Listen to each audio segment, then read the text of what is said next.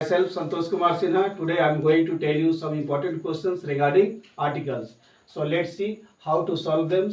And in the competitive exams, these types of questions are generally asked. So let's see how to solve these types of questions in English. See, some questions are written on the board and we have to solve it quickly. See, the questions are, यहाँ पर questions आपके लिए दिया हुआ है. The egg has a oval shape A and cannot be broken B if taken firmly. C or D means no error. इसमें हम लोग को फाइंड आउट करना है एरर्स रिगार्डिंग आर्टिकल्स. एरर है आपका A, N and the, जो कि एग्जाम में बहुत ज़्यादा पूछा जाता है. अब हम लोग इसमें एरर फाइंड आउट करना है. देखते हैं क्या बोलता है. The egg has a oval shape. तो हमारा ए पार्ट में एरर है. पहले हम इसको टिक मारेंगे ए में, क्योंकि यहाँ पर ओ जो है वॉवेल है. अब वॉवेल के पहले क्या लगता है, एन लगता है. इसका करेक्ट आंसर क्या होगा, the egg has an oval shape. बस इसका एन होगा ए के बदले में. सेकेंड क्वेश्चन है, beauty of Taj Mahal cannot B. ए हो गया. डिस्क्राइब इन वर्ड्स बी हो गया. Because it is incredible. सी और डी मीन्स नो एरर. तो इसमें भी हमारा ए पार्ट में एरर है. यहाँ पर हम लोग का कुछ मिसिंग है. जैसे हो जाएगा द ब्यूटी ऑफ ताजमहल. तो ये जो द है ना, ताजमहल को हाईलाइट कर रहा है, ब्यूटी के लिए नहीं. तो कोई भी बिल्डिंग्स के लिए, कोई भी मॉन्यूमेंट्स के लिए हम पढ़ाए थे पिछले क्लास में कि द का प्रयोग होता है. इसलिए यहाँ पर क्या होगा, the beauty of Taj Mahal cannot be broken और cannot be describe in words. तो यहाँ पर द ताजमहल को इंडिकेट कर रहा है, ब्यूटी के लिए नहीं. तो टू में हम लोग का ए पार्ट में एरर है. थर्ड में, have you ever been to Assam. A हो गया. In order to see. B हो गया. The white elephants with your parents. C और डी मीन्स बोलता है नो एरर. एक बार और देख लेते हैं. Have you ever been to Assam. क्या आप कभी असम गए हैं. In order to see. B हो गया. The white elephants with your parents. इसमें हमारा कहीं भी आर्टिकल पॉइंट ऑफ व्यू से एरर नहीं है, इसलिए हम लोग टिक मारेंगे डी में.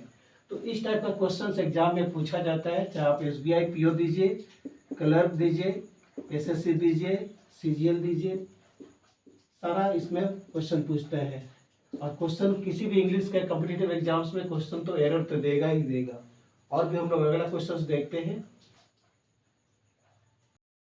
हम लोग अगला क्वेश्चन देखते हैं आर्टिकल से रिगार्डिंग जो क्वेश्चन है, जो कि बहुत ज़्यादा इंपॉर्टेंट है एग्जाम पॉइंट ऑफ व्यू से. तो उसमें क्या बोलता है हम लोग देख लेते हैं. तो क्वेश्चन नंबर 7 बोल रहे हैं, the Ganga is for the northern India. A हो गया. फेराइज. Brahmaputra is for the southern India. B हो गया. And both of them originate from the Himalaya. C हो गया. और डी में बोलता है नो एरर. तो हम बताए थे किसी भी रिवर्स के पहले हम लोग द का प्रयोग करते हैं. तो जब हमारा यहाँ गंगा के पहले जब द है, तो उसी तरह से यहाँ ब्रह्मपुत्र भी है, यहाँ भी तो द होना चाहिए, जबकि बी पार्ट में हमारा एरर है. यहाँ से द मिसिंग है, इसलिए हम लोग टिक मारेंगे और यहाँ द का प्रयोग करेंगे. द हो जाएगा. तो करेक्ट आंसर ऐसे आपका होगा, the Ganga is for the northern India. फेराइज. The Brahmaputra is for the southern India and both of them originate from the Himalaya. यहाँ द मिसिंग था, इसलिए हमारा बी पार्ट में एरर था, यहाँ पर द होगा. अगला क्वेश्चन देखते हैं. Times of India is a standard newspaper. अब यहाँ आ गया टाइम्स ऑफ इंडिया. आपको हम बताए थे कि किसी भी न्यूज़पेपर, मतलब इंग्लिश न्यूज़पेपर के पहले हम लोग द का प्रयोग करते हैं, क्योंकि ये कोई खास पेपर है, पर्टिकुलर पेपर है. और इंग्लिश पेपर, हिंदी पेपर के पहले द नहीं लगता है, इंग्लिश पेपर के पहले द का प्रयोग होता है. इसलिए हमारा आर्टिकल पॉइंट ऑफ व्यू से ए पार्ट में एरर है. यहाँ पर मिसिंग है द. तो क्या हो जाएगा, the times of India is a standard newspaper published in English from different states. और एक्चुअली ये क्वेश्चन जो था ना SBI PO में पूछा था 2011 में. ठीक है. तो इसका करेक्ट आंसर हो गया, the times of India is a standard newspaper published in English from different states. Correct answer हो गया आपका ए पार्ट में. यहाँ हम लोग का द मिसिंग था, तो द हम यहाँ पर सप्लाई करेंगे. क्वेश्चन नंबर 9 में क्या बोलता है, his father forward him. A to go to the cinema. B late at night. C और डी मीन्स नो एरर. तो उसके फादर उसको रात में सिनेमा जाने से मना करते हैं. तो इसमें हम लोग को देखना है कि एरर एक्चुअली है कि नहीं है. अब यहाँ देखिए कहाँ जाने के लिए मना करते हैं, सिनेमा. तो आप जानते होंगे इन जनरल सेंस हम लोग द का प्रयोग यहाँ पर नहीं करते हैं.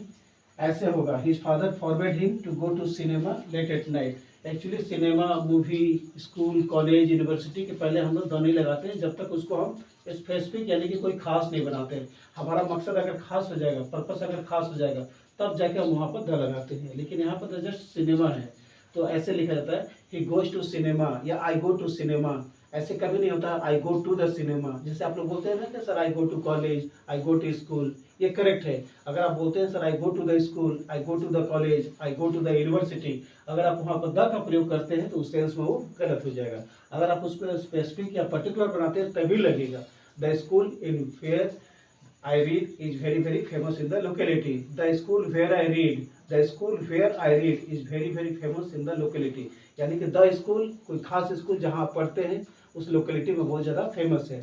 उसी तरह से the cinema which I visited last day was very important और very unique for me. The cinema यानी कि कोई खास सिनेमा आप जो विजिट करने गए थे कल या देखने गए थे वो आपके लिए बहुत ज़्यादा इंपॉर्टेंट है।